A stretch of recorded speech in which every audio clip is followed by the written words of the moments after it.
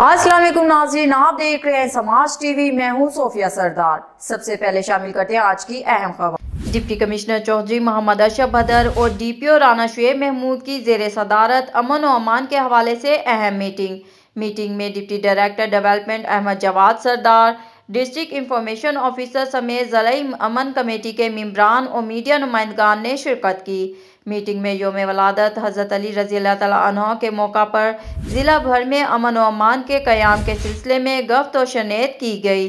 Deputy commissioner Chaudhary Mohammad Ashraf बदर ने कहा कि टोबा टेक्सिंग को अमन का गहवारा बनाने और कानून की बालादस्ती कायम करने में अमन कमेटी और दीगर मेंबरान का किरदार काबिल तहसीन है। यौम वलादत हज़रत अली रज़ी अल्लाह तआला अन्हो के मौका पर ज़िला भर में अमन और अमान के क़याम के लिए तमाम दस्तियाब वसाइल बरवकार लाए जाएंगे। District police officer Rana Shoaib Mahmood ने कहा कि अमन और अमान की सूरत हाल को बरकरार रखने के लिए अमन कमेटी के मेंबरान भी अपना मस्बत किरदार अदा करें।